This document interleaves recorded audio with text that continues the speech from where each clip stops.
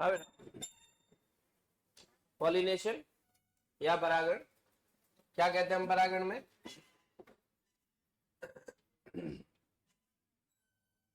Short definition देखें तो पराग कणों का वर्तिकाग्र पर पहुंचना। लेकिन इसी डेफिनेशन को अगर एलेबोरेट करें, एलेबोरेट का मतलब है कि अगर इस लेवल पे देखें कि किस प्रकार से इसे क्वेश्चन बनेगा, तो हम बोलेंगे कि एक पादप के एक पुष्प के परागकोश से पराग कणों का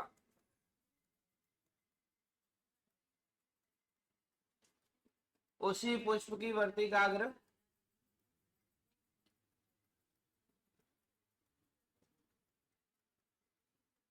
अथवा उसी जाति के अन्य पादप के अन्य पुष्प की वर्तिकाग्र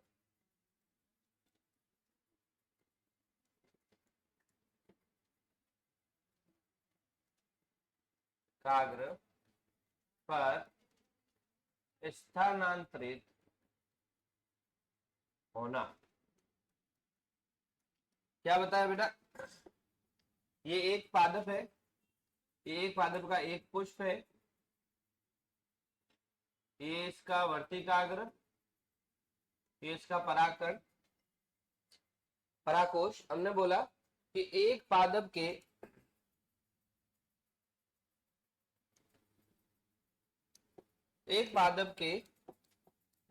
एक पुष्प के परागकोश से पराग कणों का उसी पादप के पुष्प की वर्तिकाग्र पर आना, यही बोला। इसको हमने क्या बोला? स्वपरागण। क्या कहा इसको? स्व परागण या सिर्फ परागण की डेफिनेशन दी, अथवा करके लिखा कि इसी पुष्प के परागकोश से पराग कणों का उसी जाति के, जाति सेम होनी चाहिए, अगर ये बबूल है तो ये भी बबूल का पेड़ होना चाहिए, ये आम है तो ये भी आम का पेड़ होना चाहिए। स्पीशीज चेंज होगी तो आगे पराग कणों को स्वीकार नहीं किया जाएगा। इस पुष्प की वर्तिकाग्र पर आना, तो इसको क्या बोलते हैं? ये दोनों परागण की डेफिनेशन है, और इन डेफिनेशन को अलग अलग करते हैं तो अपने पास स्व परागण और पर परागण की परिभाषा आती है। ज्यादा लिखाने की जरूरत नहीं है। पहली वाली देखो, एक पादप के पुष्प परागकोश से पराग कणों का उसी पुष्प की वर्तिकाग्र पर आना, तो क्या कहलाएगा? स्व परागण। अथवा उसी जाति के अन्य पादप के अन्य पुष्प की वर्तिकाग्र पर आना, तो क्या कहलाएगा? इसमें किसी कोई दिक्कत? आगे देखो, कितने प्रकार? स्वपरागण क्या है आपको अभी बता दिया, इसको हम बोलते हैं सेल्फ पॉलिनेशन। इस सेल्फ पॉलिनेशन को दो भागों में बांटते हैं। एक बोलते हैं स्वयुग्मन। क्या बोलते हैं? जिसको हम बोलते हैं ऑटोगैमी। स्वयुग्मन का मतलब है वही पुष्प है, वही परागकण है, वही वर्तिका, मतलब सिर्फ एक पुष्प, इसी की वर्तिकाग्र, इसी का परागकण। ये दूसरा आ जाता है सजात पुष्पी। सजात पुष्पी, जिसको हम बोलते हैं गिट्टोनोगैमी। ये इंपॉर्टेंट है, इसको ध्यान रखना, अगर क्वेश्चन पूछा जाता है तो यहां से आएगा। इसमें क्या है? ये एक पादप का एक पुष्प, ये इसकी वर्तिकाग्र, ये इसका परागकण। यही पादप है, इसी पादप के ऊपर दूसरा पुष्प, ये इसकी वर्तिकाग्र, ये इसका परागकण।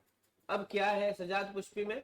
सजात पुष्पी ये कहेगा कि एक पादप के एक पुष्प के परागकोश से पराग कणों का उसी पादप के अन्य पुष्प, पादप अगर एक ही है, पुष्प भी एक ही है, तो क्या कहलाएगा? पादप एक है लेकिन पुष्प दो है, तो क्या कहलाएगा? और पादप ही दो है तो क्या कहलाएगा? पर परागण।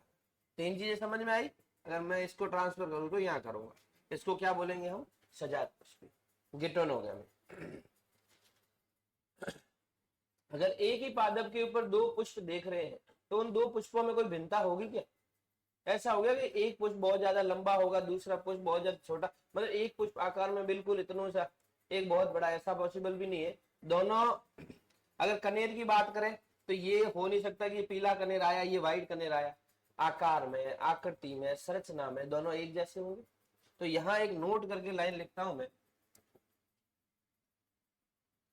गिटोनोगैमी के अंदर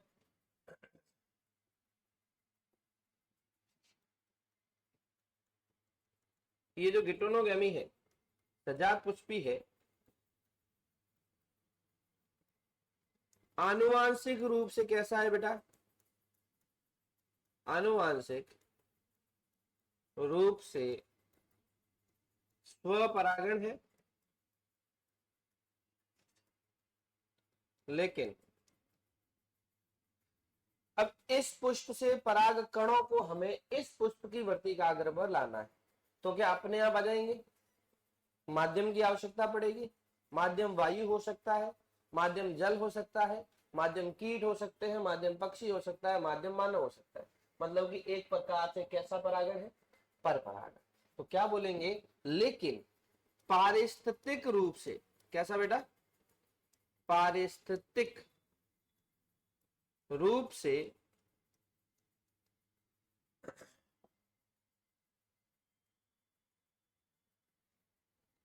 पर परागण,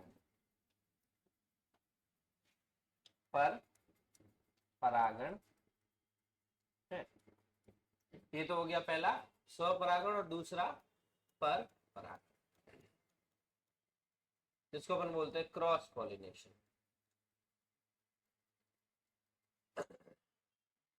स्वपरागण पर परागण में किसी को कोई दिक्कत? स्वपरागण के दो प्रकार, ऑटोगैमी और गिटोनोगैमी में किसी को कोई दिक्कत? कभी कभार हिंदी में पूछ लेते हैं गिटोनोगैमी। पर परागण में एक ही लाइन लिख रहा हूं, इसका दूसरा नाम है, इसे जीनोगैमी भी बोलते हैं। क्या बोलते हैं? जीनोगैमी। और प्रोसेस वही है, पादप दो होने चाहिए, जाति कैसी होनी चाहिए? ऐसा नहीं कि आम के जो पुष्प के परागकण है वो बबूल के वर्तिकाग्र पर आ जाए, आ भी सकते, हम रोक थोड़ी सकते। जैसे कि गुलाब का वर्तिकाग्र खुला है, तो उस गुलाब के वर्तिकाग्र पर गुड़हल के परागकण नहीं आ सकते क्या? वर्तिकाग्र खुला है तो ऑब्वियसली आएंगे, हम उनको रोक थोड़ी सकते। लेकिन इनके अंदर एक क्रिया होती है बेटा, स्त्री केसर पुंकेसर पारस्परिक क्रिया या पराग स्त्री केसर पारस्परिक क्रिया, जिसमें क्या है कि बहुत सारी जातियों के, अन्य जातियों के भी परागकण वर्तिकाग्र की सतह पर आते हैं, लेकिन अंकुरित वही होते हैं जो उसी जाति के। वर्तिकाग्र की सतह पर बोरॉन होता है, जल होता है, पोषक माध्यम होते हैं, उनके अनुकूलित वही होता है जो उसी जाति का, वही अंकुरित होता है, बाकी सारे क्या हो जाते हैं? नष्ट हो जाते हैं। जैसे आपने नाम सुना कि प्रतिजन और प्रतिरक्षी, सुना ना? चलो दूर जाते ही नहीं है, ये सॉकेट है यहाँ पे, है ना? इस सॉकेट में क्या है कि 5 सॉकेट दे रखे, 1 2 3 4 5। इस शेप में अगर कोई प्लग हम इसमें डालेंगे तो फिट हो जाएगा। अगर मैं इस शेप का न डाल करके कोई और शेप ले आता हूँ, गोल प्लग ले आता हूँ, क्या वो इसमें आ पाएगा? नहीं आता। एक एंजाइम और एक क्रियाकारक की बात करें तो एक क्रियाकारक के अंदर वही एंजाइम फिट होगा जो उस आकृति का होता है, कोई और हो पाएगा? नहीं हो पाएगा, है ना? जैसे पाचन वाली क्रिया लार की बात करें तो एमाइलेज या टाइलिन एंजाइम ही होगा। अगर लार में हम ट्रिप्सिन एंजाइम लाएंगे तो कोई काम नहीं आएगा, नहीं क्रिया करेगा। इसका मतलब यहाँ पर भी एक प्रक्रिया पाई जाती है जिसको अपन पराग स्त्री के साथ पारस्परिक क्रिया कहते हैं, वो आगे डिस्कस करते हैं। यहां तक किसी को कोई दिक्कत? अब हम देखते हैं कि एक पुष्प में स्वपरागण क्यों होता है, उसमें पर परागण क्यों नहीं होता, या फिर एक पुष्प जिसमें पर परागण क्यों होता है, स्वपरागण क्यों नहीं हो सकता, ऐसा उस पुष्प में क्या पाया जाता है? तो हम बोलेंगे स्वपरागण के अनुकूलन। कि एक पुष्प में क्या क्या चीजें होनी चाहिए जिससे वो सिर्फ स्वपरागण करे, पर परागण नहीं करे। जैसे आप सब यहाँ बैठे हो, जेड की तैयारी कर रहे हो, इसका मतलब आपने 12th किस सब्जेक्ट से पास करी? एग्रीकल्चर। हालांकि मैथ्स वाला भी दे सकता है, लेकिन यहाँ पर वो फिजिक्स केमिस्ट्री वाला पोर्शन नहीं है। बायो वाला भी दे सकता है, लेकिन आगे वाले पोर्शन नहीं है। यानी कि आपको एग्रीकल्चर से आना जरूरी है, तभी आप जाकर के जेड में बैठोगे। क्या आर्ट्स वाला इस जेड के क्रैश कोर्स को कर पाएगा? अगर बैठ भी जाएगा तो भी उसको एक दिन में पता चल जाएगा भाई मेरे लायक ये चीजें नहीं है। तो उस पुष्प में क्या होना चाहिए जिससे उसमें सेल्फ पॉलिनेशन हो, क्रॉस पॉलिनेशन नहीं हो। सबसे पहली चीज, पुष्प कैसा होना चाहिए?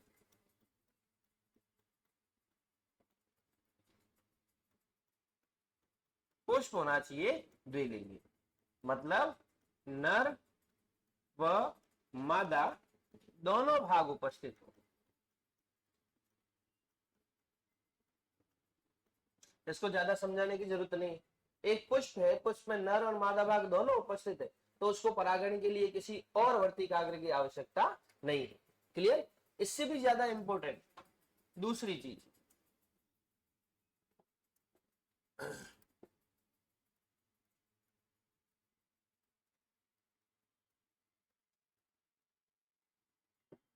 क्या लिखा? समकाल पक्वता, जिसको हम बोलते हैं होमोगेमी। क्या बोलते हैं? समकाल पक्वता का मतलब है कि पुंकेसर व स्त्री केसर का परिपक्वन एक ही समय पर होना, एक ही समय पर होना। मतलब जिस समय पुंकेसर बना है उसी के साथ साथ में स्त्री केसर बनता है ना? अगर ऐसा नहीं हुआ कि पुंकेसर तो बन के तैयार हो गया, स्त्री केसर अभी बना ही नहीं, या स्त्री केसर बन के तैयार हो गया है, पुंकेसर बना ही नहीं, तो इस केस में क्या होगा कि अगर पुंकेसर पहले बन गया, स्त्री केसर नहीं है, तो वो पुंकेसर सीधा का सीधा पर परागण के लिए चला जाता है। या फिर वर्तिकाग्र बन गई, पुंकेसर बना नहीं है, तो उसी जाति के कोई और परागकण उस वर्तिकाग्र की सतह पर आ जाते हैं। समझ में आया? तीसरा और इंपोर्टेंट,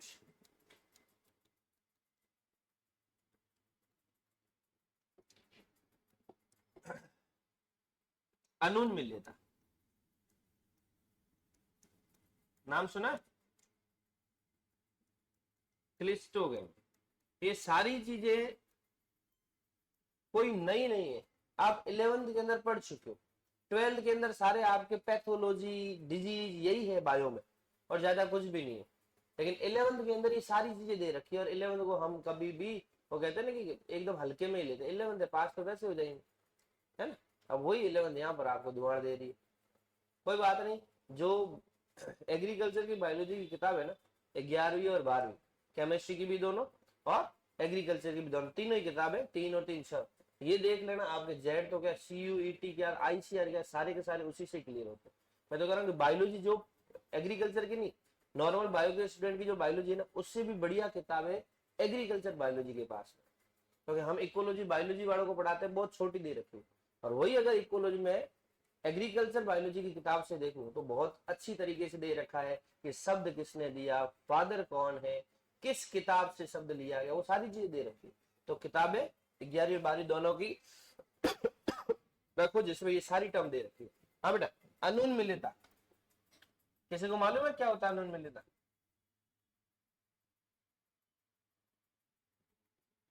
अनुन्मिलिता का मतलब है पुष्प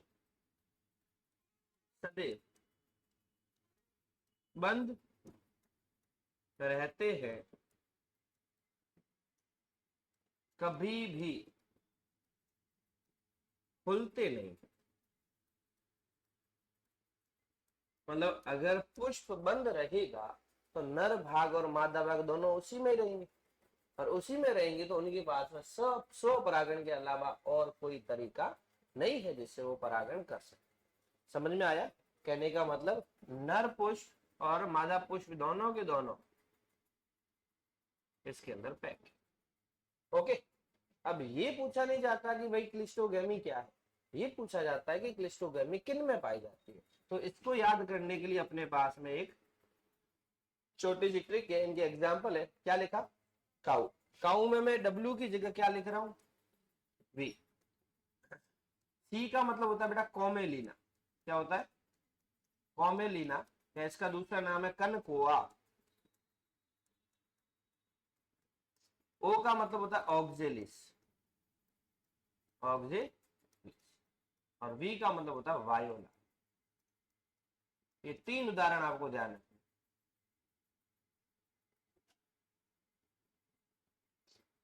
और ये तीन उदाहरण ही ऐसे होते हैं जिन इन तीनों पादपों में, ये पुष्प पादप के ऊपर पुष्प है, इन तीनों पादपों में दो तरीके के पुष्प होते हैं, एक वे पुष्प जो सदैव बंद रहते हैं और दूसरे वे पुष्प जो खुले रहते हैं। ये तीन पादप ऐसे हैं जिनमें अनुन्मिल्यता भी पाई जाती है और पर परागण के लिए उन्मिल्यता भी पाई जाती है, मतलब क्लिस्टोगेमी भी होती है और चेस्मोगेमी भी होती है। ये चीज समझ में आई? इसमें किसी को कोई दिक्कत? आगे चलते हैं अपन पर परागण के अनुकूलन। अब ऐसा क्या हो पुष्प में कि उसमें पर परागण ही हो सकता है, स्व परागण नहीं हो सकता? सबसे पहला, पुष्प कैसा होना चाहिए? अरे पुष्प कैसा होना चाहिए? यानी कि या तो पुष्प में क्या हो, या तो नर या मादा। दूसरी बात करें, समकाल पक्वता की जगह भिन्न काल पक्वता, जिसको अपन डाइकोगेमी बोलते हैं। परिपक्वन काल कैसा होना चाहिए? अलग अलग। ठीक है, ज्यादा नहीं लिखा मैंने क्योंकि आगे लिख रखा है। अनुन्मिल्यता की जगह क्या होगा? उन मिल्यता, उन्मिल्यता, जिसको अपन क्या बोलते हैं? क्लिस्टोगेमी की जगह। ये इसलिए इंग्लिश टर्म लिखा रहा हूं कि कभी कभार द्विलिंगी की जगह सीधा हिंदी में आ जाता है बाइसेक्सुअल या यूनिसेक्सुअल। अनुन्मिल्यता न पूछ करके हिंदी में लिख दे क्लिस्टोगेमी, तो कंफ्यूज ना हो। और क्लिस्टोगेमी मतलब पुष्प बंद है, और पर परागण में क्या होगा? पुष्प खुला होगा। चेस्मोगेमी मतलब चश्मा लगा करके दूर तक देखना, मतलब पर परागण के लिए दूर तक चले जाते। क्या बोलेंगे? पुष्प सदैव खुले रहते हैं। उदाहरण के लिए, उदाहरण के लिए बेटा,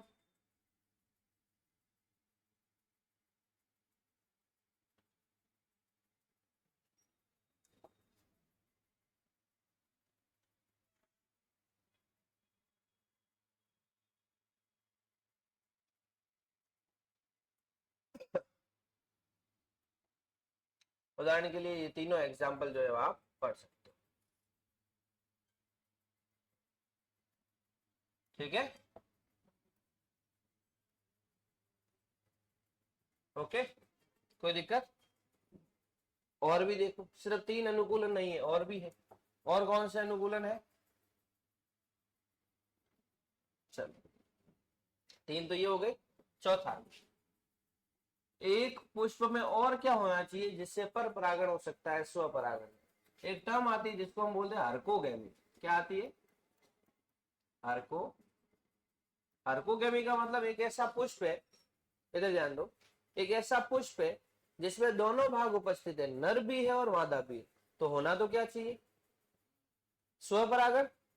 एक ऐसा पुष्प है जिसमें नर भाग भी उपस्थित है, मादा भाग भी, तो होना कैसा चाहिए? स्व परागण। लेकिन क्या हो जाता है? पर परागण। क्यों? क्योंकि उनमें कुछ संरचनात्मक अवरोध आ जाते हैं। एक द्विलिंगी पुष्प में संरचनात्मक अवरोध आ जाते हैं,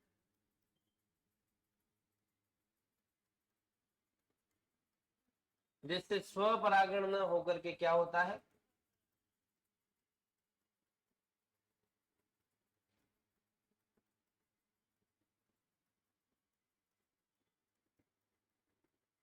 पर परागण होता है।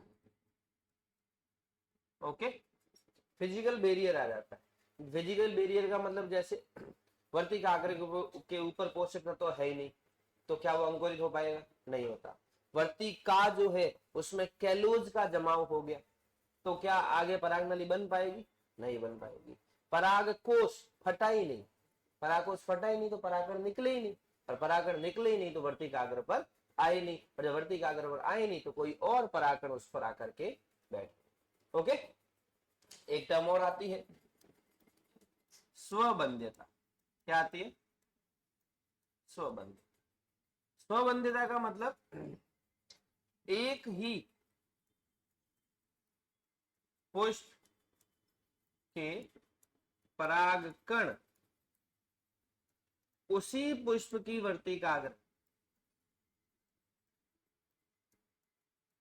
उसी पुष्प की वर्तिकाग्र को परागित करने में असमर्थ होते हैं, परागित करने में असमर्थ, मतलब उसी वर्तिकाग्र पर वो पहुंचते ही नहीं किसी रीजन की वजह से।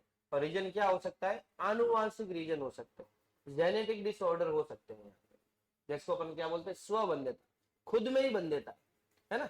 जैसे कि बोलते हैं आईवीएफ, इन विट्रो फर्टिलाइजेशन कब करवाते हैं? जब नर या मादा दोनों में से किसी एक के अंदर कमी, या तो स्पर्म का प्रोडक्शन हो ही नो, या फिर अंडा जो है वो अंडा से रिलीज ही नहीं हो रहा, है ना, तो उसको अपन बोलते हैं जेनेटिक डिसऑर्डर या आनुवंशिक प्रकार की कोई बंध्यता आ जाती है। यहां तक कोई दिक्कत नहीं। एक और होता है छठे नंबर पे विषम वर्तिका, विषम वर्ती, है ना, हेटेरो स्टाइल ही बोलते हैं, हेटेरो नाम से पता चल रहा है विषम वर्तिका। तो ऐसे पुष्प जिनमें या तो पुंकेसर छोटे व वर्तिका लंबी हो, तो क्या स्वपरागण हो पाएगा? या पुंकेसर, हाँ बेटा वही, लाडू लंबो लाडी छोटी, पुंकेसर लंबे व वर्तिका बिल्कुल छोटी हो, तो क्या स्वपरागण हो पाएगा? कतई नहीं होगा। क्या होगा बेटा? पर परागण। समझ में आया? लाडू लंबो लंबो लट। यहां तक कोई दिक्कत? परागण वाली चीज समझ में आई? पहले देखे परागण की परिभाषा, डेफिनेशन। परागण है क्या? कि एक पादप के पुष्प के परागकण उसी पुष्प की वर्तिकाग्र अथवा उसी जाति के अन्य पादप के अन्य पुष्प की वर्तिकाग्र पर आए, इसे हम परागण कहेंगे। दो प्रकार का होता है, स्वपरागण और परपरागण। स्वपरागण में दो कंडीशन है, एक पादप के ऊपर एक पुष्प हो या एक पादप पे दो पुष्प हो। हाँ हाँ हाँ, होगी होगी 10 बजे।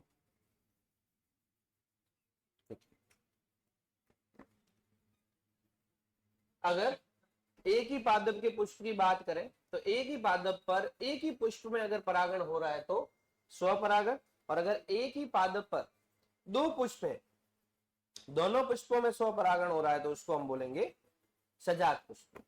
ये वाली चीज, पादप एक है पुष्प दो है, आनुवांशिक रूप से तो स्वपरागण है, लेकिन पारिस्थितिक रूप से इनमें माध्यम की आवश्यकता होती है, इसलिए क्या है? परपरागण।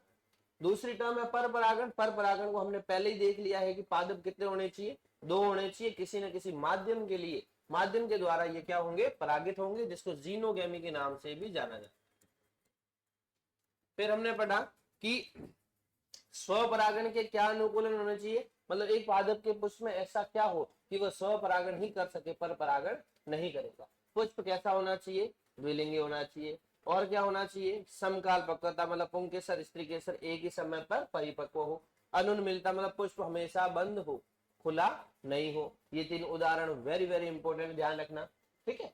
अगर पर परागण की बात करें तो पुष्प कैसा होना चाहिए? एक लिंगी हो, या भिन्न काल पक्वता हो, या उन्मिलिता हो।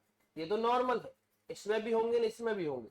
अब बात करते हैं यहां पर कि एक पादप जिसमें एक ही पुष्प में नर भी है मादा भी है, तब तो होना तो क्या चाहिए? स्वपरागण होना चाहिए, लेकिन हो क्या रहा है? पर परागण हो। तो आपको पूछा जाएगा कि पादप द्विलिंगी होते हुए भी पर परागित होता है, स्व परागित नहीं होता। रीजन पूछ सकते हैं, तो एक रीजन आ जाता है हर्कोगेमी। हर्कोगेमी क्या है, उसमें कोई संरचनात्मक अवरोध आ जाता है। दूसरा स्वबंध्यता, जेनेटिक डिसऑर्डर के कारण, आनुवंशिक बाधा के कारण वो आगे उसी वर्तिकाग्र को परागित कर ही नहीं पाते। या फिर विषम वर्तिकाग्र, विषम वर्तिकाग्र का मतलब पुंकेसर लंबा हो या वर्तिका छोटी हो, या फिर पुंकेसर छोटा हो वर्तिका लंबी हो। चीज समझ में आई। अब हम देख रहे हैं कि जो पर परागण हो रहा है उसमें पादप कितने चाहिए, 2। तो अपने आप तो पुष्प जाएंगे नहीं, उनको ले जाना पड़ेगा। तो अपने पास में नेक्स्ट हम आती है पर परागण की युक्तियां। युक्तियां मतलब मेथड। पर परागण किन किन चीजों से होगा। पहला,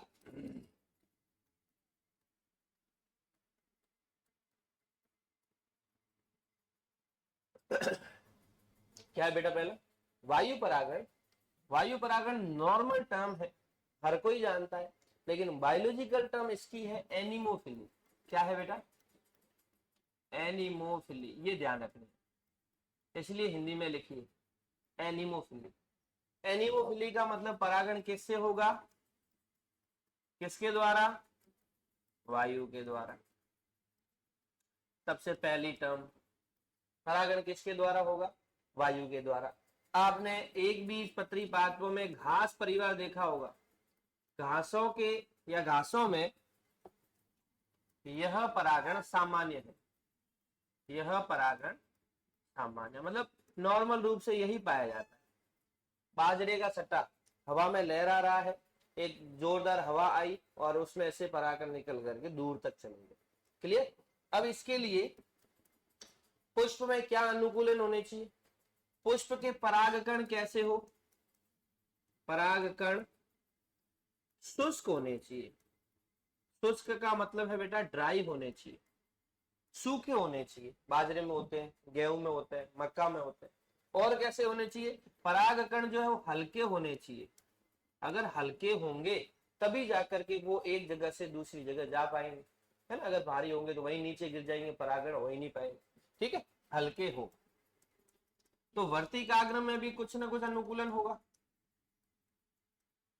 वर्तिकाग्र कैसी हो, वर्तिकाग्र के ऊपर एक बार परागण आए तो वापस नहीं जाए, तो हम बोलेंगे कि वर्तिकाग्र रोमिल हो। कैसी हो, रोमिल का मतलब रोम हो उसके जैसे, उसके ऊपर, या ब्रुश जैसी, इस तरीके की।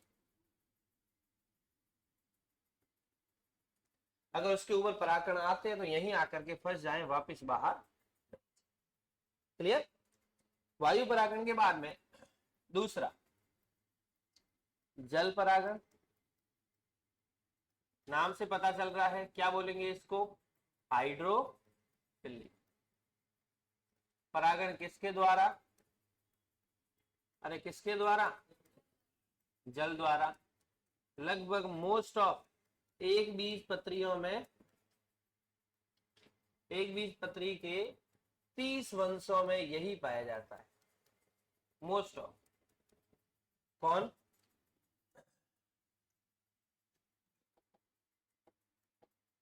ये।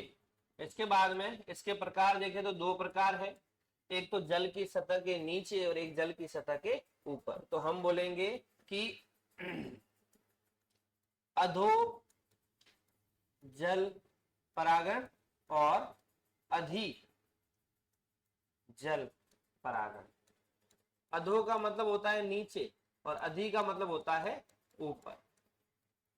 जल के नीचे और जल के ऊपर। यहाँ कुछ उदाहरण है, जैसे एक उदाहरण है वेलिसनेरिया। क्या नाम है बेटा, इसमें विशेष प्रकार का परागण पाया जाता है। कैसे, वेलिसनेरिया की बात करें, ये देखो बेटा जल, ये नर पराग कण जो है वो तो सतह पर तैर करके यहां आ जाते हैं। इनमें विशेष अनुकूलन पाया जाता है मादा भागों में। ये पुष्प की जो डंठल होता है वो कुंडलित होता है। कैसा होता है बेटा, ऐसे कुंडलित होता है, ये कुंडलित, ये फिर अंडाशय, ये वर्तिका, ये वर्तिका। जैसे परागकण सतह पर पहुंचते हैं ये कुंडलन खुल जाता है, खुलते ही वर्तिकाग्र कहां चली जाती है, सतह पर। सतह पर परागकण है, इसकी सतह पर आ जाते हैं, चिपक जाते हैं, चिपकने के बाद में इनमें कुंडलन वापस हो जाता है। कुंडलन किस में है, पुष्प के व्रंत में है। पुष्प जो है उसके नीचे का जो डंठल है वहां पर है, अंडाशय, थैलेमस वगैरह सारे ऊपर है, और जैसे परागकण को लेता है वो वापस क्या हो जाता है, कुंडलित हो जाता है। ठीक है, तो एक इनमें एग्जाम्पल है वेलिसिनेरिया। दूसरा एग्जाम्पल देखें हाइड्रीला जोस्टेरा। अब ये सारी चीजें नॉर्मल है, और नॉर्मल चीज कभी पूछी नहीं जाती। पूछेंगे क्या कि ऐसे कौन से जलीय पादप है, बेटा जलीय पादप मतलब परागण कैसा होगा, जल। ऐसे कौन से जलीय पादप है जिनमें जल परागण नहीं होता। एक तो है वाटर लिली व वाटर हाइसिंथ। बंगाल का आतंक नाम सुना, वाटर हाइसिंथ।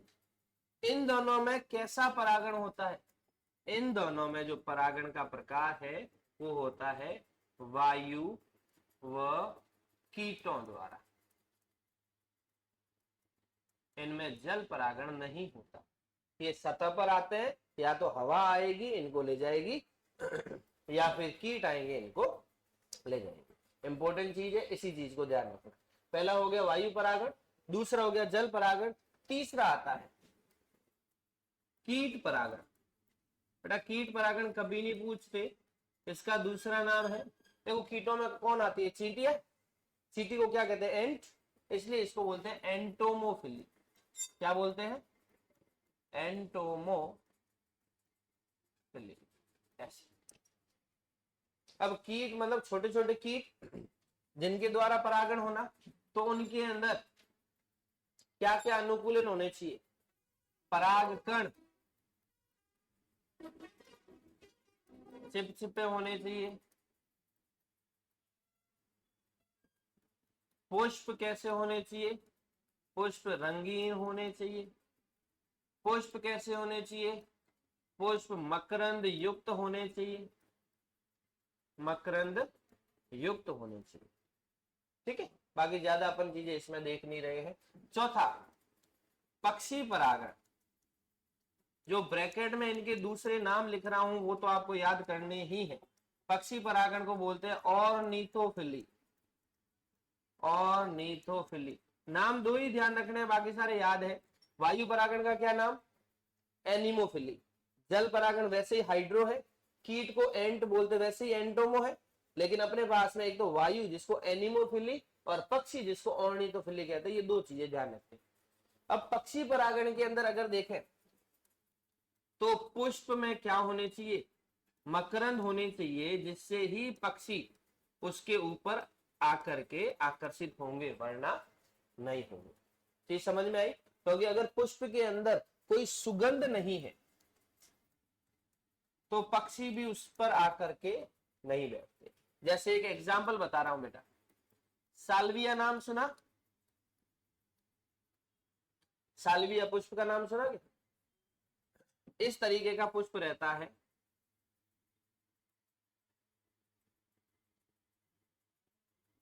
ऐसे। इस साल्विया पुष्प में दो प्रकोष्ठ होते हैं, एक ऊपर वाली पाली पुष्प में और एक नीचे वाली पाली। भंवरा कह दो या मौत कह दो, वो क्या करता है, इसके ऊपर आता है, यहां बैठता है।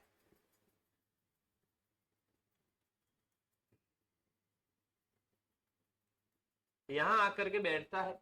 क्यों बैठता है, क्योंकि इसके पुष्प के अंदर कौन है, मकरंद है।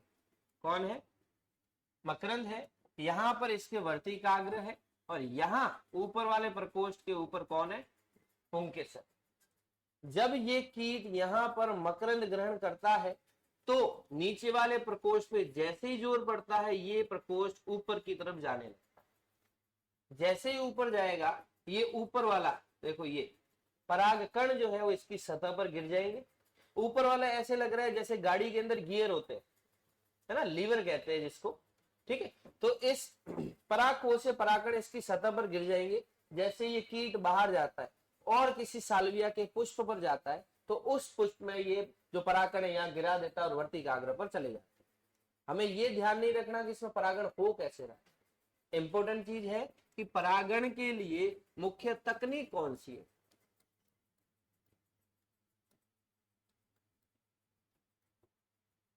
लीवर मैकेनिज्म, एक नंबर का क्वेश्चन कि लिवर मैकेनिज्म किसमें पाई जाती है, तो साल्विया में। या साल्विया में जो पर परागण है वो किसके द्वारा होता है, लीवर के द्वारा, ये सॉरी लीवर मैकेनिज्म के द्वारा। यहां तक कोई दिक्कत। इसके अलावा एक और एग्जांपल है, आपने युक्का पादप सुना होगा। युक्का पादप और प्रोन्यूबा युक्कासेला एक कीट है। देखो इधर,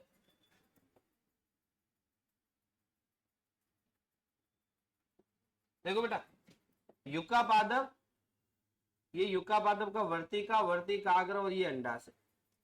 युक्का पादप और युक्का प्रोन्यूबा कीट, इन दोनों में सहजीवी संबंध पाया जाता है जिसको अपन म्यूचुअलिज्म कहते हैं कि युक्का पादप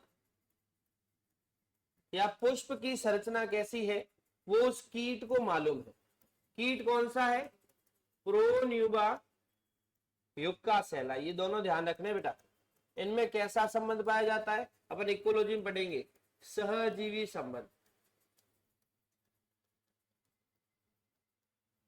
ये कीट आता है इस पुष्प में, यहां पर ड्रिल करता है। ये कीट आता है और इस पुष्प में यहां ड्रिल करता है। ड्रिल का मतलब यहां पर छेद करता है। छेद करने के बाद में अपने अंडे जो है वो इसके अंडाशय में यहाँ छोड़ देता है। कौन, ये प्रोन्यूबा युक्कासेला कीट। समझो इस प्रकृति के कुदरत को समझो। कीट आता है सीधा अंडाशय में आकर के छेद करता है, अंडाशय बहुत बड़ा होता है, और अपने अंडे यहाँ रख देता है। क्या सोचता है कि मेरे अंडे सुरक्षित रहे। जब बाहर निकल रहा होता है तो इसके परागकण जो है इसकी सतह पर लग जाते हैं और ये निकल जाते हैं। जब किसी और युक्का पादप पे बैठेगा तो परागकण वर्तिकाग्र की सतह पर आते हैं और वो अंकुरित हो जाता है। अब इसको फायदा क्या, पुष्प को फायदा ये है कि पुष्प में परागण हो गए। कीट को फायदा क्या है कि उसके अंडे यहाँ पड़े तो है, लेकिन जिस टाइम ये अंडाशय फल में बदलेगा, ये बीजांड वाला बीज में बदलेगा, तब भ्रूणपोष होगा। उस भ्रूणपोष से ये अंडे पोषण प्रदान करेंगे और जिस टाइम ये इस कीट में बदल जाएंगे तब यहां से बाहर आ जाएंगे। मतलब कीटों को पोषण भी मिला, है ना, ये जो प्रोन्यूबा युक्कासेला इसको पोषण भी मिला, पोषण के साथ में इसके अंडों की हैचिंग भी हुई और ये इनके अंडे सुरक्षित भी रहे। यानी कि इसको भी बेनिफिट, इसको क्या बेनिफिट कि इसके अंदर क्या हुआ, परागण। समझ में आया। तो पहला अपने पास में था वायु परागण जिसको हमने बोला एनिमोफिली, दूसरा जल परागण जिसको हमने बोला हाइड्रोफिली, तीसरा कीट परागण जिसको हमने बोला एंटोमोफिली, चौथा पक्षी परागण जिसको हमने बोला ऑर्निथोफिली, और एक लास्ट और है चमगादड़ परागण। ज्यादा कुछ ध्यान नहीं रखना, बस ये रखना है कि इसको बोलते हैं काइरेप्टेरोफिली, काइरेप्टेरोफिली।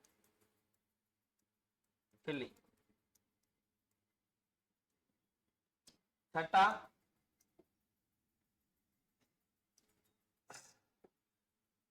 घोंघों के द्वारा मेलेकोफिली,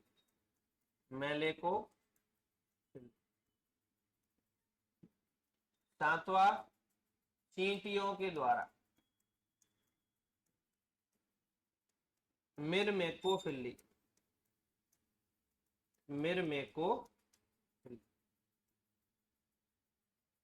समझ में आया।